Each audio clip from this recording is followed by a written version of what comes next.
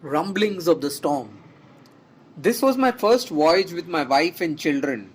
I have often observed in this course of this narrative that on account of child marriages amongst middle class Hindus, the husband will be literate whilst the wife remains practically unlettered.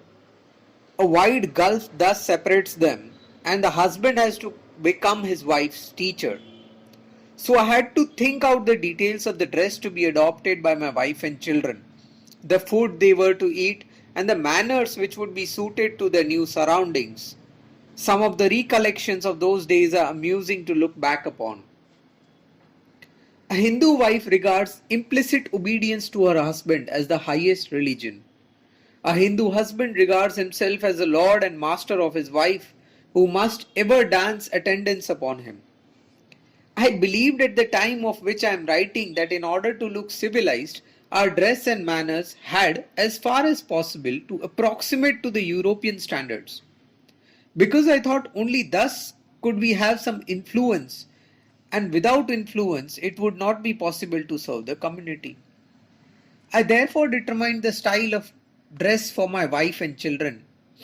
How could I like them to be known as Kathiawad Baniyas? The Parsis used then to be regarded as the most civilized people amongst Indians.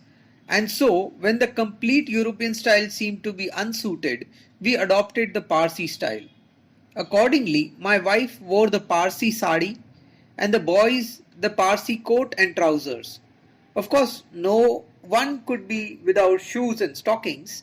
It was long before my wife and children could get used to them. The shoes cramped their feet and stockings stank with perspiration. The toes often got sore. I always had my answers ready to all these objections.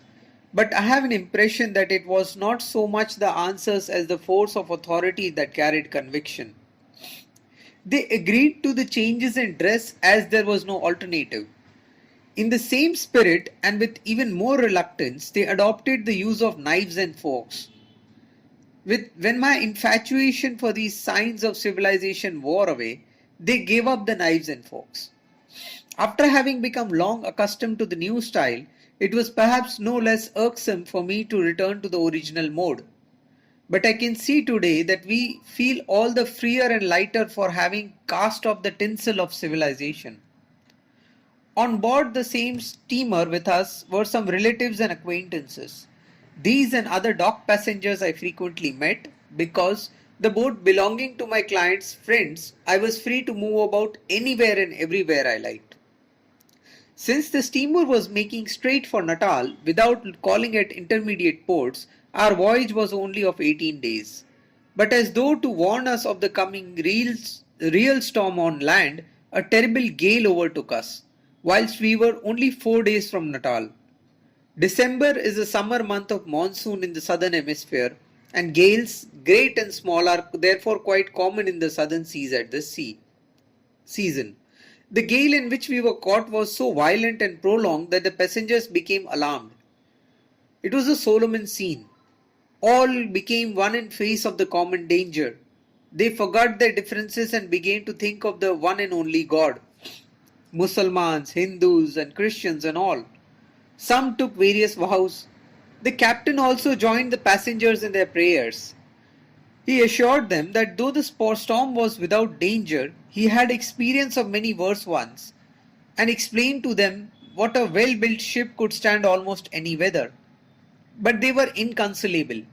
Every minute were heard sounds and crashes which foreboded breaches and leaks.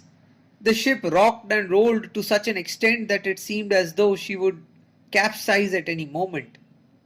It was out of the question for anyone to remain on deck. "His will be done" was the only cry on every lip.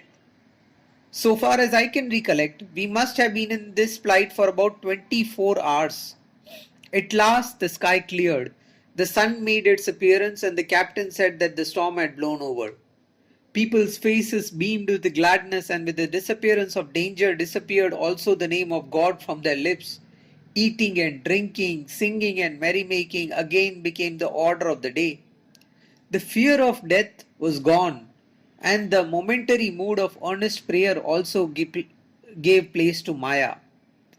There were, of course, the usual namaz and the prayers, yet they had none of the solemnity of that dread hour.